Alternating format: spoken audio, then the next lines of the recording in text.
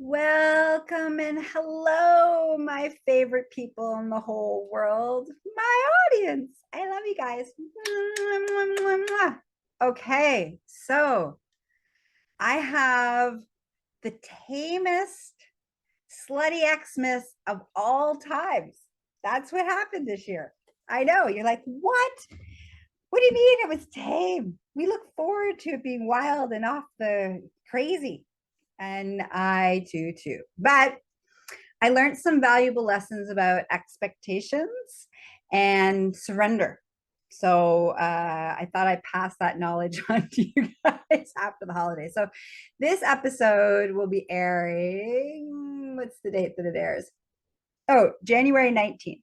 So you'll be after the holiday season hangovers of family dynamics, not getting what you wanted, what you asked for Christmas, the overall family and Christmas drama. And also, or you may be coming down from the high of getting everything you ever wanted and then stuff that you didn't even know. So you'll be coming out of the holiday hangover. So we're going to talk about that piece. All right. So, first of all, this year's Slutty Xmas was super tame because my master was super sick, who I happened to live with. And so he was sick, and I had my period. And so overall, no one was feeling sexy over here. And my other lover, I'm down to 2 lovers in my polypod. My polypod has shrunk significantly, by the way. It was 4, now it's down to 2. So the second one, which happens to be Lady Bunny, who is actually my husband, I couldn't go see him over the holiday seasons because he has a weak immune system, so I didn't want to get him sick. So it was a very, very, very quiet holiday for me this year. Usually I'm exploring swinging from the chandeliers, and I will put in the show notes the episodes, the couple years of previous Slutty Xmas's, so that you can be like, oh, that she had some wild times. Be like, oh, this is a letdown. So between me having cramps and period and master being super sick, we were just quite still, quite quiet. It gave me an opportunity to slow down. It gave me an opportunity to just be, which I'm learning. I'm like baby steps in the whole just learning to be without doing. So this is that whole piece of surrendering, finding inner tranquility and inner peace that you hear me talking about all the time. So this gave me a great opportunity to let go of expectations, because I had big plans. I always have big plans. This year, I thought I'd have less big plans, that I didn't give myself performance anxiety, which is what I did last year. So I was like, I'm not having any, I'm not going to be like, I'm going to have 7 new things I'm going to try. I was just like, I'm going to explore this holiday season. That was the only expectation I had. But when I meant explore, I thought I meant sexually, but apparently not this time.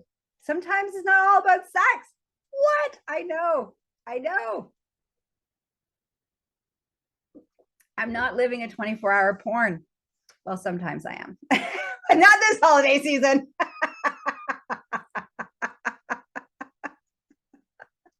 A lot of napping, sleeping, coughing, snotting, cramping. Yeah, none of the sexiness. Unless that's your thing, then it might have been super hot, but not my thing. So it wasn't super hot for us. So what I did have to do is find pleasure in the non-sexual, and find pleasure in connecting in a non-sexual way, which is definitely not my go-to. If you watched any episodes, listen to any episode, you'd be like, yeah, that's definitely not her go-to. I bond and connect the best with genitals in my mouth. genital contact. That's how I bond the best, connect the best. So anyways, so I got to spend some time just being. hanging out in my little nest that's in the office here on the floor. I have a little bed on the floor, the bottom, and at the bottom of my chair where I'm sitting right now. This is where, when Master's home, he sits in the chair and I lay down in my little nest. I got to lay down in my nest. I got to wear my collar and my cuffs, just kind of surrender and feel connected, but nothing wild happened. You know, I got to be close. I played some video games. He played some video games. We're in the same room. But he also had a lot of headaches, and I was dealing with a lot of headaches because of my period. So there was a lot of quiet time, and not yabbering, not a lot of yabbering, not a lot of, definitely not a lot of coming. And when there was a little bit of sexy time that we did manage to have, again, it was pretty tame. It was very quiet still. We're still working out through some health stuff in my body. So I'm on an orgasm quota, which is horrible for me. I'm like, I can only have 4 big orgasms and some little orgasms before I set off whatever's going on in my insides that create this really horrible cramping. So we're still doing tests with the doctor to find out what's going on there. So even when we were in sexy time and we were able to have sexy time, I was on an orgasm quota, which ultimately created orgasm denial, which you will probably, which I've done a bunch of episodes about that are super hot that you're going to enjoy later in the year about. And in that orgasm denial, I had to be really present, and I couldn't just go off, couldn't just have orgasms left, right, and center. I had to like really choose when I wanted to have an orgasm. I had to ask permission to have an orgasm. It had to be like, okay, do I want to waste my one like I'm only allowed to have 4. So am I going to waste it right now? Or am I going to like wait until another one comes? And so it was, in some ways, it actually helped me change some of my narrative about pleasure and orgasm. And, you know, I talk about this all the time, that orgasm is not the goal, pleasure is the goal. And because I'm so orgasmic, I don't usually have to live by that philosophy. Full disclosure, I usually don't have to live by that philosophy because I'm all about the pleasure, and the pleasure always leads to orgasm. So to be in this other state where I'm in pleasure and I'm allowed to build pleasure, but I have to keep it on the edge that I can't have an orgasm because, you know, I'm only allowed 4 in a day, was a very fascinating experience for me. You know, that was a big piece. Another piece of my holidays that I learned was to really let go of expectations and not go into the disappointment. So in the past, I would have been mopey or angry or resentful that my plans, my master plans of you know, orgasmic, wild, crazy, swinging from the chandeliers, freaky sex stuff that I had some, you know, plans for. Because I couldn't have that happen, it would have sent me into a place of disappointment, anger, and somewhat sadness, in all fairness, because I would have been so attached to that expectation. And that's part of, for all of you control freaks who are listening to me, that you're like, oh, I know what you're talking about. When we set a plan in motion, we have to follow through on the plan at any cost. Because if we don't set it, then what does that mean? That means that we're not reliable. There's a whole bunch of things that in our heads means. It turns out it doesn't mean anything.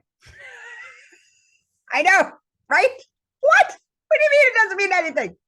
No, it means nothing. It means this is a great opportunity for you to let go of control. This is a great opportunity for you to surrender. This is a great opportunity for you to adapt and still find the joy in wherever you're at. Where can you find the joy in this moment? Even if this moment isn't according to plan, even if this moment isn't according to not only the plan, but your desired outcome. How can I find joy in what this was? And I did. I got to spend some quality, quiet time with Master. That usually doesn't happen. We're usually banging our little brains out.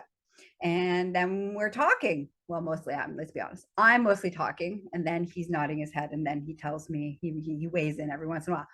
So instead, I got to be still. I got to have a new experience. We've been in each other's lives for over 27 years. This is the first time I think I've spent this much time in the same room with him, being still and being quiet and enjoying his company without feeling like I had pressure or that I should be doing something else. So that's one of the beautiful things that I learned. And I got this beautiful opportunity to experience this holiday season. The next thing, there's my next lesson. Yeah, I still learned all holiday season. It just wasn't about what you get to stick up your cooter.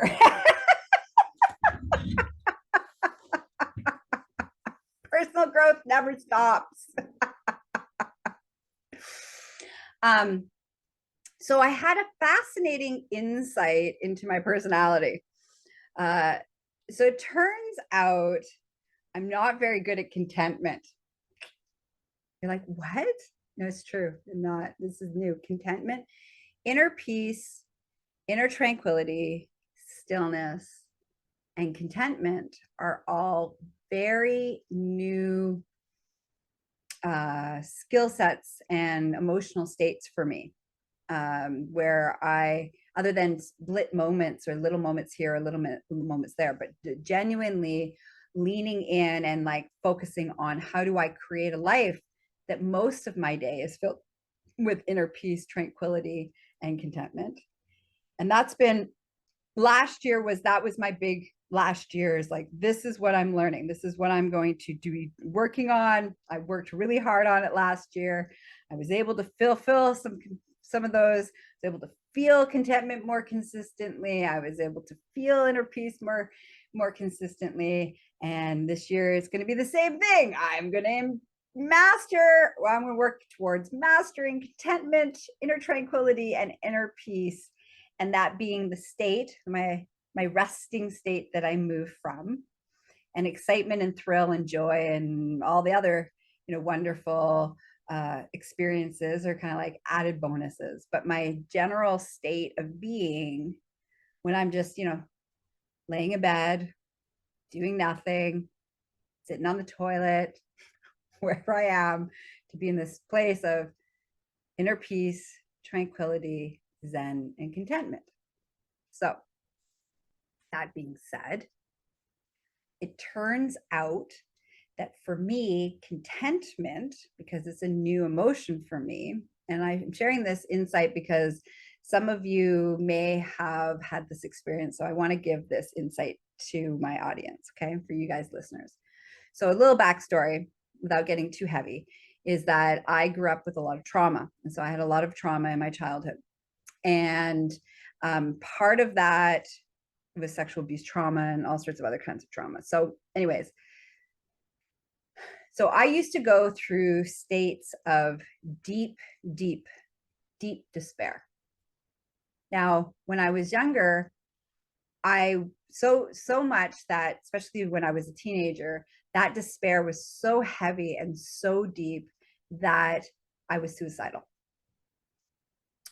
And the way that I would pull myself out of that, the first stage of that, when I would start to go into that deep despair, was that I wouldn't care about anything. Like nothing bothered me, wasn't worried about anything. I didn't care about anything. And I started to like numb out. And I started to become very numb. I had no emotional response, no feelings. That was kind of like the stages of going deep into the despair, which led to some suicide attempts as a teenager, actually. And so what I learned was, to prevent myself from going into that deep state of despair, is I would yank myself out of it, and violently yank myself out of it, with being like almost manic, grabbing myself by the hair, basically pulling myself out of the despair, slapping myself across the face and be like, listen, we choose happiness and we're going to find joy, even if it kills us. And and then going into this manic state of joy and excitement, and everything is beautiful and the world is wonderful, and I'm so excited to be alive. And I would go over the top to pull myself out of that despair, because I didn't want to kill myself. I wanted to live, and I liked the way it feels when I feel full of life, and I feel like this beacon of life force energy in the cosmos. I'm like, if you've ever spent time with me, you know what I'm talking about when I'm in that that state of like, I have the embodiment of all life is pulsating through me. Okay. And it's a beautiful place to be, and it feels fantastic. And it definitely quiets any voice, internal voice, any experiences internally where I may want to die, or I am in such a space of despair that there is no point of existing. And so it quashes that very, very, very quickly. The other thing that would help me pull me out of that state was then I would become uber productive. And so then I would get shit done, things accomplished that, I've been putting off or procrastinating. And then I get all this praise. I get all this praise from everybody else about how I'm so productive and I'm so capable, and look at all the things I do. And everybody's like, whoa, we love you, you're amazing. And I'm all like, yeah, I'm amazing, and it's worth being alive for. So that's the pattern. That was my pattern for a very long time. And that's been my pattern for my whole adult life, in all fairness. Usually very rarely do I go down close enough to that place of despair that I would be suicidal. Like, I haven't gone to that place of despair in years and years and years and years. Because when I start to dip close to that, I just yank myself out, go, I'm the life force of the universe, yada, yada, yada, blah, blah, blah. Life's so fabulous. Woo! And I have a bunch of orgasms, and like, I'm charged, and I'm like a beacon of love and light and energy. So why am I sharing this with you? Well, it turns out that contentment, the feeling of contentment, is kind of close to the feeling of my body thinks is despair. And I'm not allowed to do the old things to pull myself out. I have my feelings. So if I feel that, I have to, have a little bit of feelings, process what's going on, do the things to course correct it accordingly, and carry on. Change the things that need to be changed, do the diet, whatever needs to happen, so that I'm not feeling any of those feelings of despair. I need to feel them. I can't just yank myself out of it and do all the things, because that doesn't serve me either, because it creates this yo-yo pattern within my whole nervous system and all the adrenaline, all the things. It's not good all the way around, especially since now my whole life is about trying to be Zen, inner peace, inner tranquility, and contentment. So when I'm laying there feeling all content, I have this beautiful day. I'm like with Master, I'm laying in my nest, I'm playing my video games, I have not a worry in the world, everything is fantastic, I love my life, I'm very still, I'm very calm, I'm content. That's the feeling I'm having. I'm like, ooh, this is contentment. Yay. But then the next 2 days, I go into this deep space of feeling like despair. And I don't realize that there's a pattern here. This is what I realized over the holidays. This is the first time I realized that there's a correlation between these two things. So I'm having a conversation with one of my besties, Dana, who you all love and adore, because we have great conversations on our Radically Honest series. Anyway, so I'm having a conversation with Dana about this, and that's when I have the epiphany and the awareness that, oh, my body thinks that contentment is the same as despair. So it's trying to do all the things that I usually do to try to yank me out of despair, but I'm not actually in despair. There's nothing to be in despair about. I'm content. So the contentment, so I was feeling content, and then I dropped into despair, because I didn't know what contentment was. My body's like, I don't know what this is. What the hell is this thing that you're doing? And so it's like, oh, this is kind of similar to despair. Okay, so we're going to drop you into that place. Okay, well, we know how to deal with despair. Now we're going to yank you out of it. But I don't do that anymore. So I have to sit in it. I have to sit in it long enough for me to realize that, oh, there's a pattern here. And then I start to look over the last year, because it's only really been the last year that I've genuinely had long periods of contentment.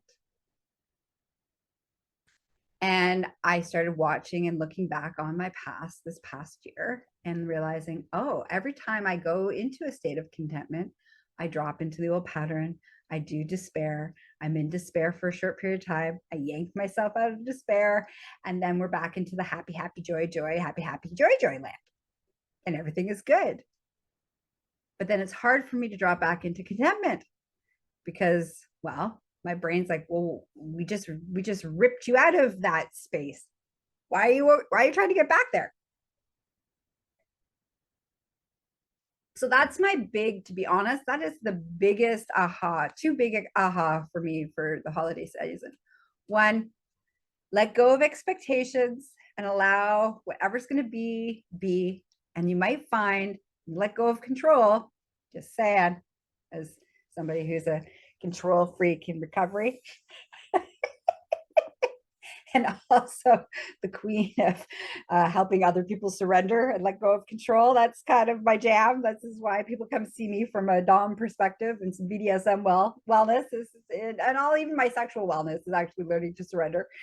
So so one, let go of control and allow the beautiful unfolding that is possible.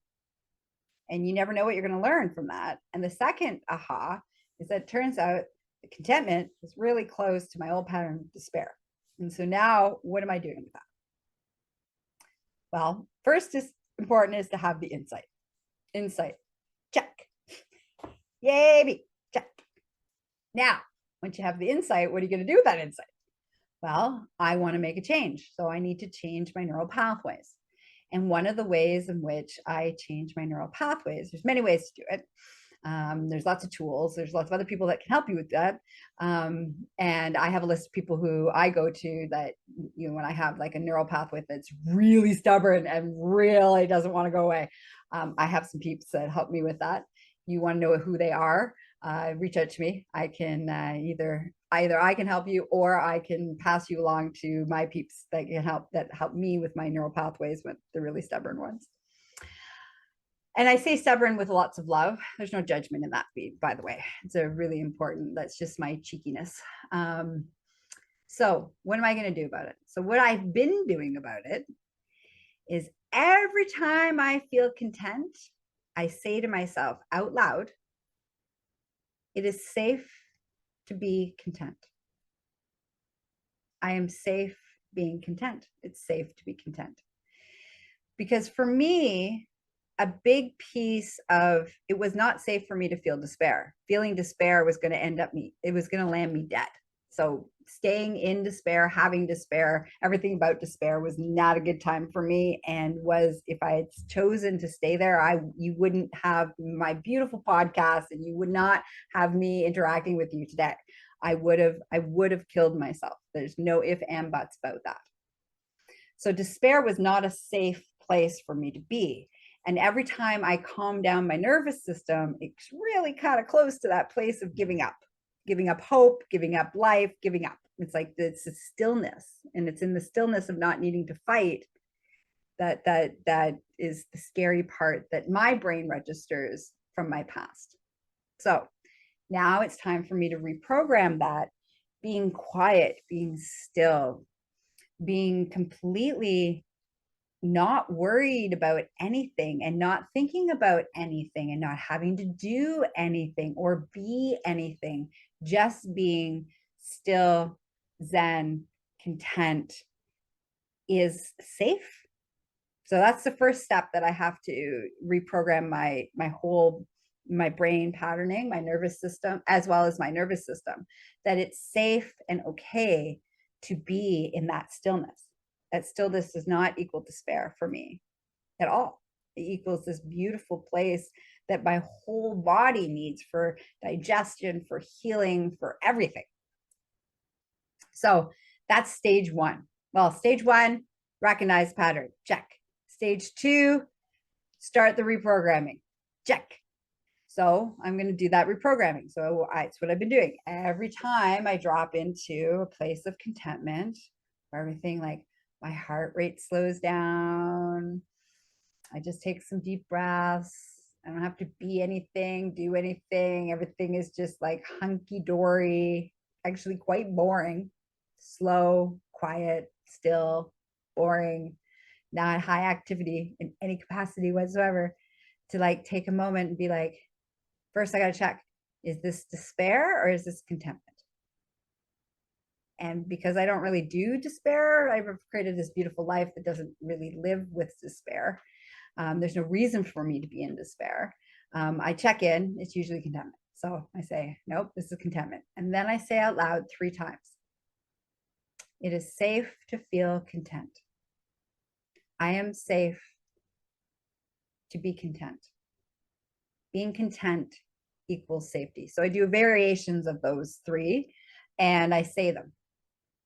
And then I take another breath and I usually will then anchor it to a part of my body that will be like, oh yeah, every time I touch that, it's like, ooh. So I have a lot of body parts that are hooked into a whole bunch of things. So I've hooked contentment into my kneecap because my heart is hooked into like groundedness.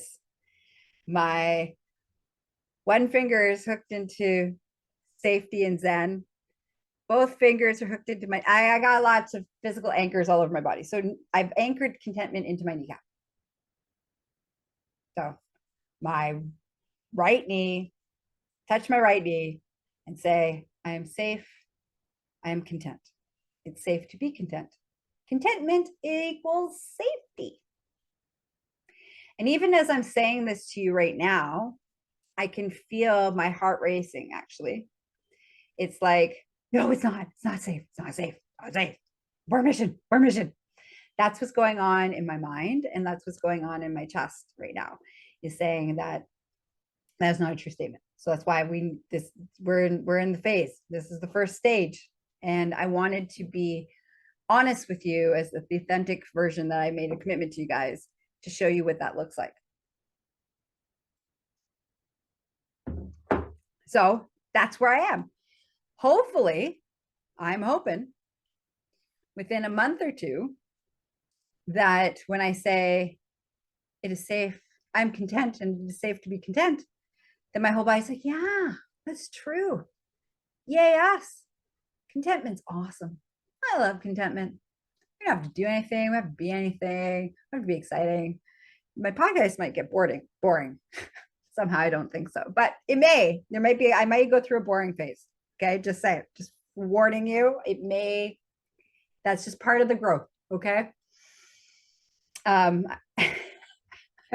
No, who are we kidding? I'm too much of an adventurer. So there'll always be some kind of adventure of some sort that I'm going to talk about. So that's what I learned this holiday season. So here's what I want to leave you with. What happened this holiday season for you? I want you to take the wins and I want you to take the places that were uncomfortable and take a moment before we like really jump into 2023 and we forget all about 2022. Before you do that, take a moment to kind of say, what did I work on last year?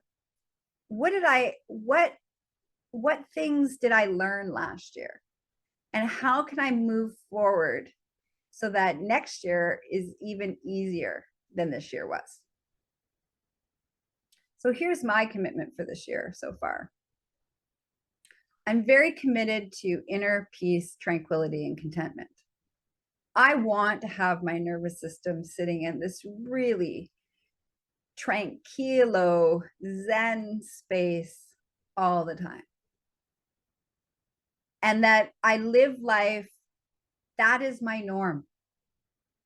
And I live life with exploration and adventure and joy and celebration, but I also do it from a place of zen and contentment and inner tranquility. Sometimes I don't have to be swinging from the chandeliers. Don't get me wrong, I like swinging from the chandeliers, but I don't always have to be swinging from the chandeliers. And that's the piece for me that I want to really, I'm going to reinforce that commitment to myself this year, is that I want to live a life of quiet and stillness and ease and contentment. And all the excitement and the joy and the adventuring, all of that can happen as well. But it doesn't have to happen at the epic level to pull me out. It doesn't have to happen to pull me out of a place of darkness or sadness or despair. That those places of adventure and excitement and zen, like excitement, that they're choices that are made because I choose to, get a little excitable for a moment, knowing that I enjoy the rush of the excitement, but that I don't need the rush of the excitement to feel alive. That being content and zen and still is the joy of being alive. For me to choose that is part of my commitment to myself this year. Inner tranquility, inner peace, and stillness. And of course, the big one, the big C, contentment. All right. I love you guys. You're all amazing. You need some support to help navigate what you learned last year, what commitment you want to move forward to this year of your own personal evolution and your own personal growth, because that's what I believe is the purpose of us being here, is to keep growing as a human being. So if you want some help in that department, you can find me at GaiaMorissette.com. And if you're like, I am a control freak and I need support to surrender, I am your girl. I understand from deep in my soul. I get it. Let me help you find stillness, ease, contentment, and self-acceptance. So you can reach me for those at, you can go into the realm. There's many ways in which I do that. I can do that in the treatment room, or I can do that in the dungeon. So I can, wherever you are, I can meet you where you're at. And you can follow those pathways. Again, go to GaiaMorissette.com. I'm here to support you, and enjoy whatever this year is going to bring for you. And my biggest wish is that whatever this year brings for you, that there's pleasure in it, involved in it. There's abundance that's involved in it. And there's surrender involved in it, and ease. Okay? Mwah! Until next time, bye-bye. Well, I hope today's episode inspired you, encouraged you, and of course, made you feel tingly inside. I just want to take a moment to tell you how much I appreciate the time that you spend, and how I really deeply appreciate you listening. I do it for you guys, the audience, and I love and adore you guys. So, quick loving reminder, I am not available for naked pictures, getting married, having sex, or having anybody's babies. And when you want to spend more time with me in a professional capacity as your coach, your teacher, your educator, your facilitator, you can reach me at GaiaMorissette.com. That's the gateway to all things Gaia. Now, if you're like, oh, I really wonder what's in the extended version. I also lovingly invite you to follow me on Instagram, which the handle is My Orgasmic Life Podcast, where you can leave feedback and comments. Also, come join me on Facebook at My Orgasmic Life Podcast Facebook group. And I really want to hear from you. I want to know how this show affected you. What did you learn? Was it inspirational? Did you agree? Do you disagree? I want to know, because I'm a little bit of a voyeur. So I want to know how am I affecting you? So please come leave some comments. Now, if you're like, but I don't want everybody to know what I'm thinking, which is okay. Sometimes we need privacy and we need to be anonymous. So you would like that option? We have that. You can email my slutty assistant, Layla, at GaiaMorissette.com. Okay, listeners, until next time, may your life be filled with sexy exploration and orgasmic pleasure. Mwah. Bye-bye.